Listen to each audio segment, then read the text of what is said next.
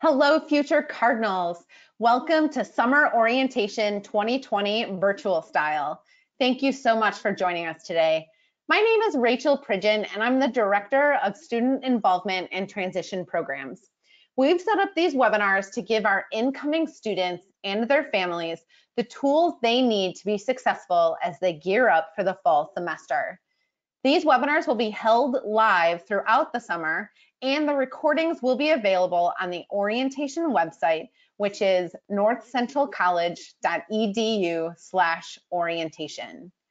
For today's webinar, I have Ashley Kilco, the Director of Campus Safety, here to talk to us more about being safe on and around campus. But before she begins, if you have any questions along the way, please put those in the question box in the webinar dashboard, and we'll answer those at the end of the presentation. In addition, should you have any technical issues, know that the webinar is recorded and will be shared on the website. So without further delay, I'll pass it over to Ashley. Thanks so much for being here today. Good afternoon, everyone. I am Ashley Kilco. I'm the Director of Campus Safety, and I just want to take a moment to applaud you for joining me today. I think it's so important, and we often see more parents at this session than we do our incoming students, but we take safety very seriously on this campus, and I'm grateful to be able to share some of the services that we offer. So to start, just a little bit about the team. We are a non-sworn department. So what that means is we don't have arrest powers. We would call our local police department to be able to assist us with that. And we don't do traffic stops. So if someone ever receives a citation, that would be coming from the city of Naperville. But we actually mimic a law enforcement agency. So I've been here at North Central for 6 years now, and prior to that, I worked 10 years in law enforcement at the village of Bolingbrook and the village of Romeoville. My assistant directors also have law enforcement experience. Michael Willison, who oversees patrol, has worked over 33 years in law enforcement with 28 in Downers Grove, so right next door. And then Michael Prokop, our Assistant Director for Access and Transportation, previously worked at another institution in law enforcement at Lewis University for 3 years prior to coming to North Central. So I'm grateful to have this team established that really help guide the officers and staff that we have to make sure that we are providing the best service for our students in a timely manner and efficiently. So a little bit about that team and that department. So as I mentioned, we're non-sworn, but you will see we're in full uniform. So you can easily identify who we are while we're out and about. And so they look like a police officer, and they have badges as well. All of our vehicles are marked. Our squad cars are marked. We have 3 squad cars. They may be patrolling on bikes, and then they also may be on segways throughout campus. And then oftentimes you'll just see them walking around. One of the things that we really establish with our staff is we want your students and staff and faculty and visitors to campus to see our officers and to engage. We don't want it to be a time where, oh, what's going on? There's an officer over here. That's not our philosophy. We are in our buildings frequently. We are in our residence halls frequently, and we're driving through campus frequently. And that's just to make sure that we're available and that we can hopefully prevent things before they occur. Just a presence is a preventative measure. But we do have 7 full-time officers that rotate on an 8-hour shift. We have an additional subset of on-call officers that's essentially part-time for us. And then we have students that are pursuing a career in law enforcement also working with us. So they're able to participate in all of our training, which helps to set them up for success when they're preparing to test for our department later on. And then if you as a student or your student is looking for employment, we hire over 40 student workers each year.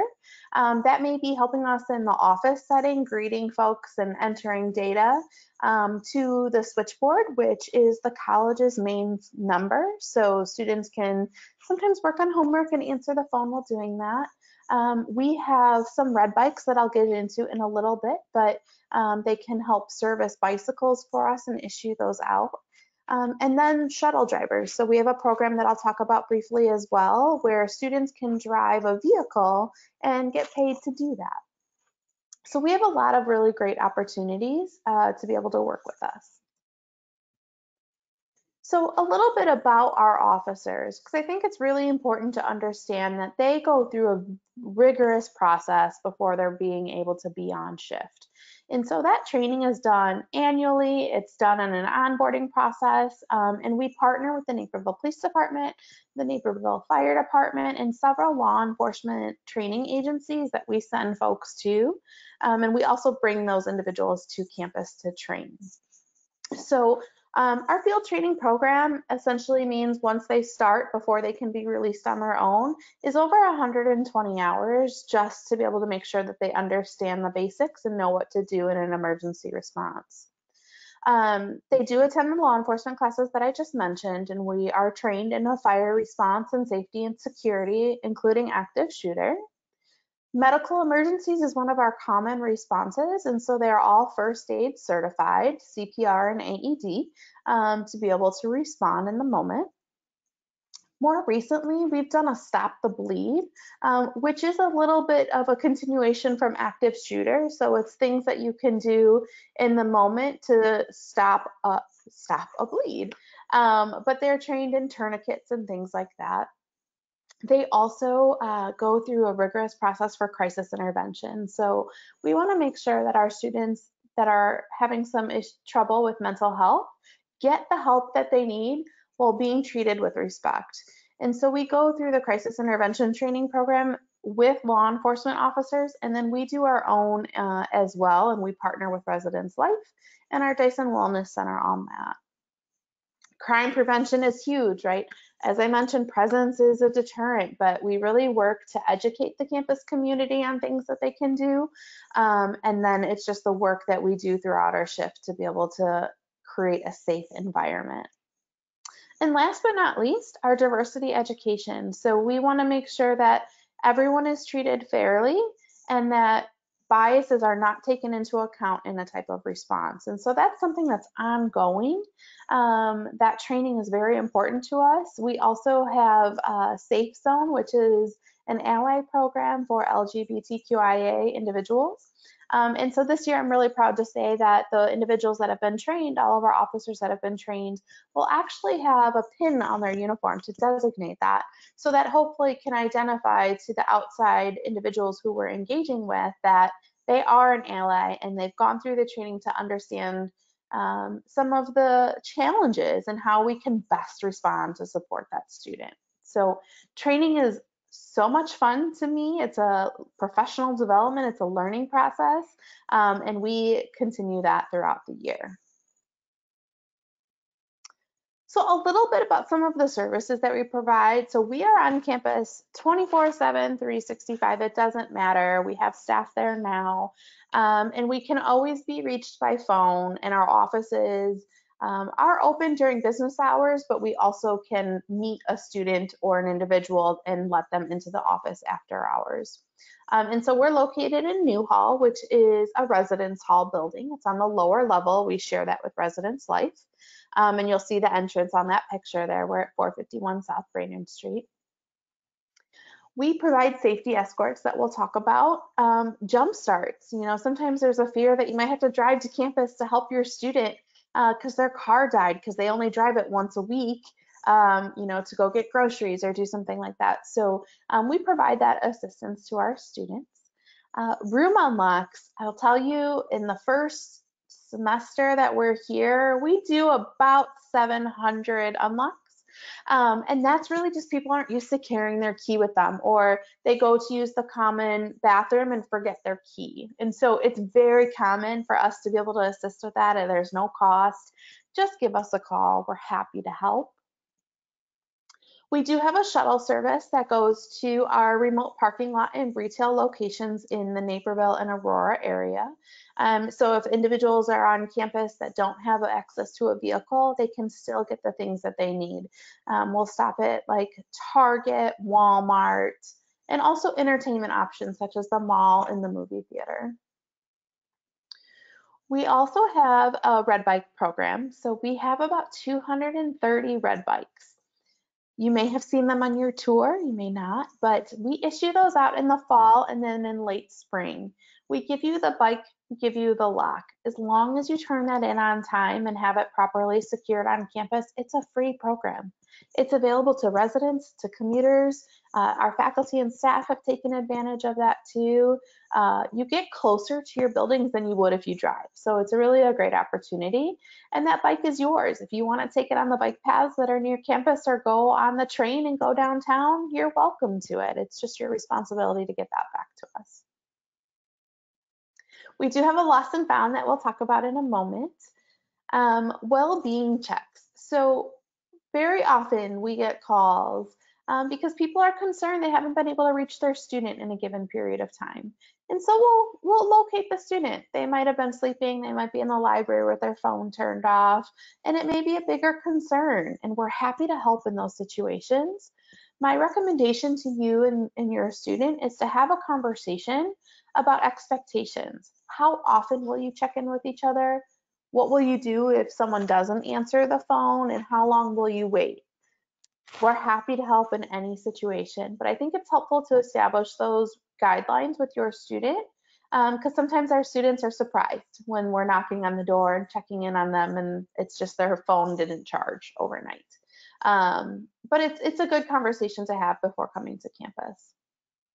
We do ID cards, issuing and replacing them within our office. Parking permits we'll talk about briefly. The handbook we'll talk about, and then incident reporting and emergency notifications. So let's continue on with some of the services that we provide. Safety escorts and emergency call boxes. So we do provide escorts on campus from one building to another. That's at any point in time. Often at night, we're doing more of them than we are during the day, but we're happy to do that during the day as well. And then we also will assist with transportation to medical appointments and to urgent care. So if you need to get a prescription, if you need to go to urgent care or the hospital, we're able to provide that within about a 3-mile radius. Now, if there are urgent situations, we may have to call an ambulance for an assessment, but there are times that we're able to do that transport to the hospital. Additionally, call boxes are spread out on campus. We have 18 different locations.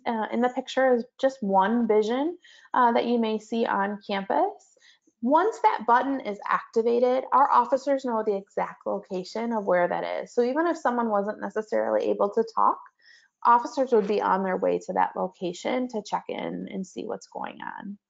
There are call boxes spread throughout campus and on the external doors of the residence halls. So it will look just like a metal box sometimes, but it'll be helpful to get your surroundings once you're on campus to see what resources are available to you in your immediate location.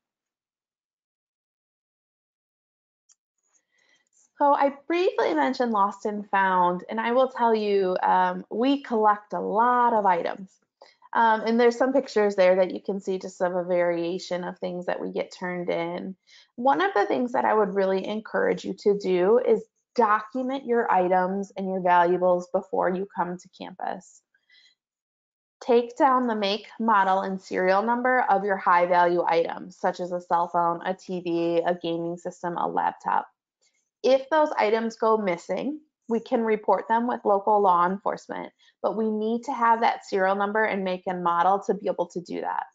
And I would encourage you, don't just take a picture of it, because if the picture is on your phone that just got taken, we might not have access to that information. So it'll be really helpful and a good preventative measure before you come to campus. And if you leave an item in a classroom, or if you leave an item in a lobby or a study area, before you go out to replace it, give Campus Safety a call. We get a lot of items, a lot of water bottles, textbooks, backpacks, laptops, and we want to get that to the rightful owner. So check in with us before you go and replace that. Some other ways that you can help to prevent some of the theft. Now, a theft is a crime of opportunity. Meaning, if a door is left open and there's a high value item just inside that door, it's more likely that that would get taken. So the things that you can do for yourself as a student or parents speaking with your students is lock your doors when you are not present. So in a residence hall, lock your residence hall door when you're not in the room, when you go to the bathroom, and at night. Okay, I know it's very common to be able to want to engage and interact with your friends on the floor, and we encourage that. But you also need to do it safely, so make sure that you're securing your door. If you're a commuter student, make sure you're securing your vehicle and locking that vehicle and not leaving a laptop on the front seat or a purse or a wallet on the front seat, because that's essentially a crime of opportunity. That's something that's left out that people see could be an easy item to take. Okay. And then I would just make sure you have enhanced security features on some of your high value items. There's a lot of technology available now, similar to Find My iPhone and things like that. But if you have a good code, or if you have facial recognition or a thumbprint recognition, use those items, because then it's less likely someone can utilize your device if it was left behind. So switching gears here a little bit, parking permits comes up quite often. If you have a vehicle on campus, you must have a permit at all times. So we do sell academic year permits, typically on July 1st. That might get pushed back just a little bit because we're working to transition that to being an online service for you. But right now, if you are a commuter student and want to utilize our parking lots, it's $120 for the entire year. If you are an incoming student as a resident living on campus, it's $120 for the year, and you have to park off campus. It's what we call our remote lot. If you're familiar with the area, it's at All Saints Academy Church. It's about a mile away from campus, and we provide the transportation to and from. I have a map I'll show you in the next slide. But if, for example, you just want to have your car for the weekend, you can do that. You just need to obtain a temporary permit, and those permits are $5 a day for a temporary permit. Now, if your sibling comes to visit you, a family member, a friend, they come and visit on campus, visitor permits are free. If you're staying overnight, you need to obtain a visitor permit from the Department of Campus Safety to avoid a citation. And then when you return to us your sophomore, junior, or senior year and choose to live on campus, you can choose to park on campus, and that price does go up significantly to $420 for the year. But as I mentioned about the remote parking lot, so this is where all of our first year resident students must park. It's at All Saints Catholic Academy at 1155 Aurora Avenue. The shuttle service that I mentioned does go to this lot 3 times an hour between 9 a.m. and 11 p.m. Outside of those hours, campus safety will provide an escort. As a student, your student will never have to get their own transportation from the remote lot to campus or vice versa. Because we require that parking to be out of campus geography, we will do that service. So you never have to Uber or do any of those things, but we will provide that service. Okay, the student handbook. I know it sounds dry, I get that. But there are a couple things that I would point you to just to make sure you review before coming to campus. And the most important one for me is an alcohol policy. So if you are of age and with other of age individuals, you are able to consume alcohol in a private room. If you're underage, you're not able to. And you can't be mixed. You can't have someone who's underage not drinking in the room with presence of alcohol with someone who is of age. And so that policy will help to guide you through your decision-making process. But what's really important is we have a medical amnesty process regarding alcohol. If someone is not reacting well, they drank too much, they're experimenting with alcohol for the very first time and are not feeling well, call campus safety. Call Residence Life. We will get you the help that you need. It is more important for us to get the care and the medical treatment for that individual than doing a conduct process. So I would encourage you to look at that because I think it's really important. We don't ever want someone to take a pause because they're afraid to get in trouble to get someone help. We are there for you. We will get the person the help, and then we will have a conversation and see how you're doing because it's impactful on that individual too. We do have a drug policy, even though cannabis is legal in the state of Illinois for anyone 21 years and up. It is not allowed on campus at all, medical or recreational use. So I would encourage you to check out that policy. And then our smoking and tobacco. We are a tobacco-free campus. So that includes vape pens, that includes cigarettes and things of that nature. So please don't bring them to campus and we will be great. What's really most important that I really want to be able to get across to everyone is if you see something, say something, and please do something. A lot of people have a fear of calling campus safety or the police because they don't want to get someone in trouble. It doesn't always result in that, right? We want to make sure that if there's something of concern that you allow us to look into that. Doesn't mean we're always going to share your information as the person who called or that someone's going to get a policy violation. We want to be able to do our jobs to the best of our ability. So if something doesn't sit right, trust your gut, okay? And there are several ways to report. And so ways to report for us here on campus, you can do this by calling campus safety. We can assist you and do that report with you. But we also have them online. So you can submit a report by yourself or someone can submit it on your behalf. We have an incident report, which is kind of a catch-all. Anything you want to share with us, go ahead and fill that out. We have an early alert referral if you're concerned about somebody else. Maybe it's your roommate who you've just met for the first time and they don't seem to be going to class and they seem to be really sad. Let us know. We want to get them the help, okay? And just get them connected. We do have a specific report for bias incidents because we have a bias education team and a bias incident response team that takes them very seriously to be able to do some education and corrective measures if a bias incident happens on campus. And then we also have sexual misconduct. So that's related to dating violence, domestic violence, stalking, sexual assault, and sexual harassment. So that form will help to guide you through some different questions that may not necessarily apply in other areas. So we have a specific form for that. If you are really nervous and want to share something and you want to do it completely anonymous, we have a hotline and the number is there for you. And again, officers can assist you with this reporting process. We can help sit next to you while you fill it out. We can just fill that report out on your behalf. We have lots of different ways to be able to support that. All of our reports ultimately get reviewed by our behavioral intervention team, members of our behavioral intervention team. And so what this team is on campus is it's a group that looks to help identify, intervene, and respond to individuals that may be a danger to themselves or others. And really, it's a way to get support. And if we have to respond, we respond in appropriate measures. But all of those reports get reviewed because we want to make sure that we're taking a holistic approach to a student's success. Switching gears here, emergency notifications. So this is a generation that has come up through active shooter drills and things of that nature. And so I think it's important to be able to touch on this.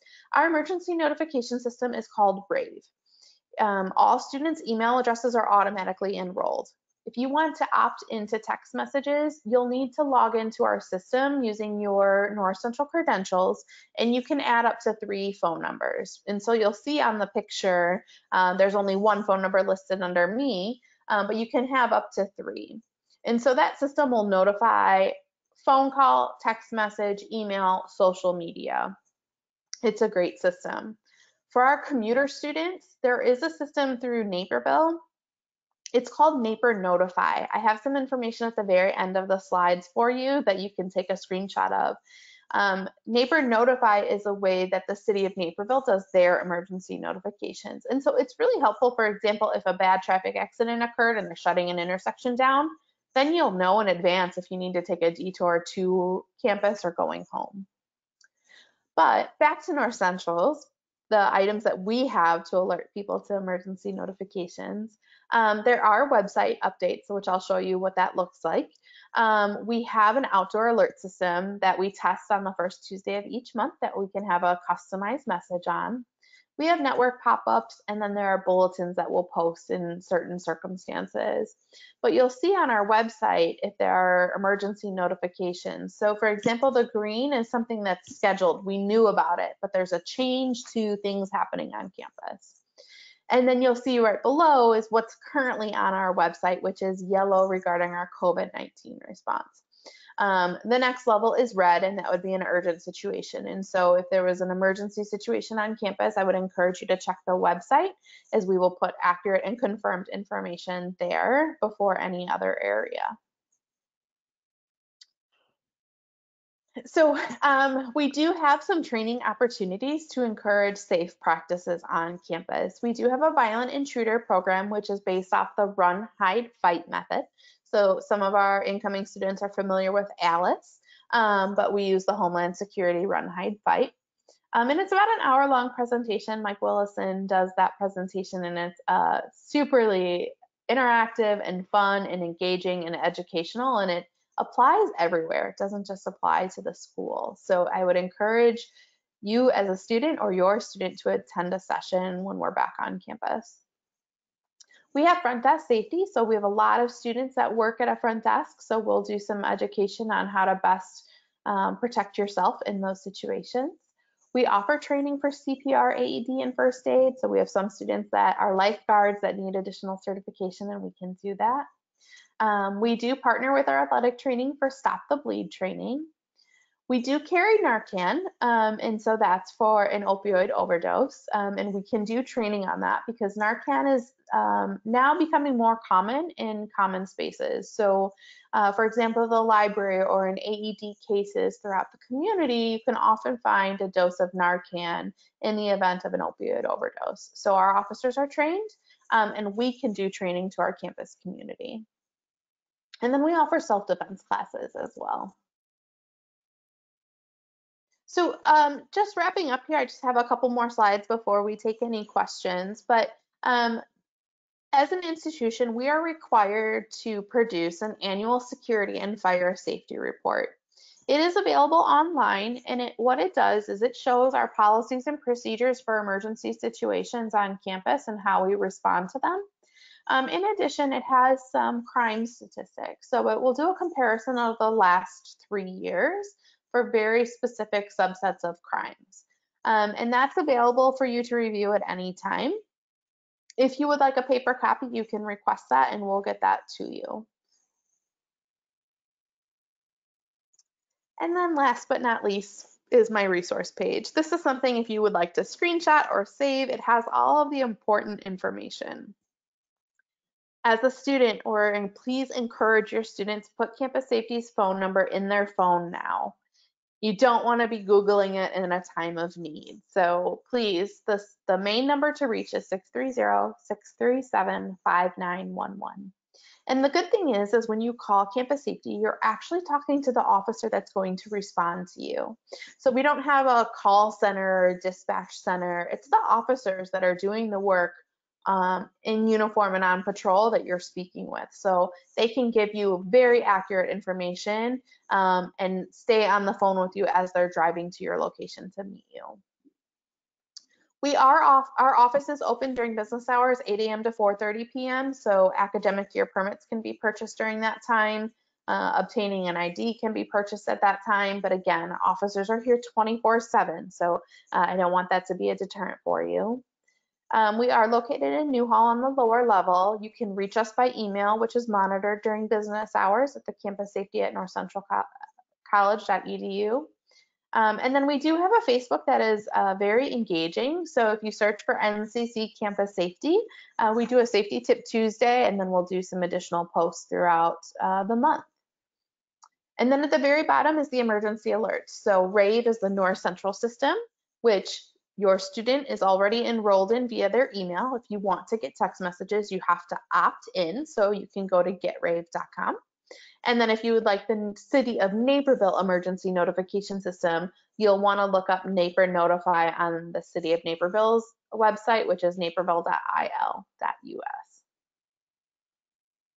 I appreciate your time. I know that's a lot of information, and I'm grateful that this will be available to reference later on. But we are here for you and to serve your student, and no question is silly. So if there's questions now, I'm happy to take them, and you're welcome to reach out at any time and we'll get that answer to you. Awesome. Thank you so much, Ashley. Such great information, jam-packed. So there were quite a few questions that came through. So I'll try to organize some of them as we go. But the first one is, you hit the nail on the head where there's a little bit of stigma of what is determined an emergency and, even contacting campus safety. Can you maybe talk about like the most common reasons that a student might call campus safety? Yeah, so a lot of the calls that we get from our students on campus is they might see a door that's open that just seems weird, or we get calls of loud noise in the residence halls, or sometimes a vehicle's lights are on and things like that. We respond to everything. And one of the other common things is at night you might see a suspicious person, right? It's someone who you may not recognize and you just see them kind of standing by a parking lot light. Just give us a call so we can look into that. That's just going to be the best thing for us. Now, we do get calls for the residence hall for a lot of damage. So if you notice something scrawled on a bathroom door, or a window that's broken, give us a call so we can go and respond, check it out, make sure that we can remove any safety concerns if there's broken glass, and then work with our facilities team to get anything repaired. So I would say those are probably the most common, or an escort because of an injury or a safety concern. Great. We all know how important a student handbook is. So can you tell us where we can find that? Absolutely. So if you go to the North Central homepage, so northcentralcollege.edu in the search feature, if you just type student handbook there, it will be the first link that pops up, and it's a PDF. The whole document is about 80 pages, I will warn you. But there's a lot of good information there, and you can kind of dissect where your focus needs to be. And then when there are updates, our student affairs office will send an email out to the campus community alerting students, staff, and faculty to where there are changes. Encourage everyone to go and read that. So your student will receive an email closer to August, as we're in the process of doing some updates right now. Great. Pivoting slightly, can you talk a little bit about how would somebody be able to obtain a red bike? Yeah, so the Red Bike program, students will get an email and they will be notified of a date and time that they can sign up electronically. It is a first come, first serve program. And so we do it electronically because some individuals are working or not able to be, in a specific space at the same time. So it's about the first week of class, you'll see an email, and then the sign up is typically on a Sunday night. To allow as many students as possible to sign up, and then distribution happens the week after. So they'll typically have it for about 10 weeks, 11 weeks. We do have a wait list every semester, and we often get through that wait list because there are some students who think that they will use the bike a lot and don't end up using it, and so we'll recycle that and issue it to the next student. But it is all done online, and then there's communication with Mike Prokop, our Assistant Director of Campus Safety. Great. Does North Central practice drills, such as tornado drills, fire drills, active shooter drills with the students? So we do severe weather and fire drills. So those happen twice a year. An active shooter drill is not something we do as a full campus, but we do have what's called the Crisis Task Force. And so it's a group of about 40 members on campus, and I'm one of the tri-chairs on that. And so what we do is we do tabletop exercises, and then we'll partner with the city of Naperville. And so during breaks, they may use our facilities to be able to do some training on that. But we don't do an exact drill with our students. But if your student attends the violent intruder presentation, there is a portion of that where we can do a drill. We do a scenario of different ways of responding and the success rate of that response. So I would definitely encourage attending a violent intruder presentation. I've attended those. They are so informative, and Mike Willison with his experience is just invaluable. So I've been so thankful for your work and the department's work. Moving along. So there's going to be a lot of questions about parking. So I'm going to kind of jump into those a little bit. Parking in the neighborhood, if they don't want to purchase a permit, what does parking in the neighborhood look like? Is that even allowed? Can you talk about that? Yeah, so street parking is available. It is a 4-hour limit anywhere near campus. So essentially, if you go out even 6 blocks either way, there's still time limits within the parking. And the permit allows you to park on campus lots. It doesn't guarantee you a space. So you don't have to purchase a permit, but you can. But that street parking is enforced by the city of Naperville. And so they do heavily enforce. So you'll want to make sure that your schedule is built in the way that you'll find some time to be able to move the vehicle.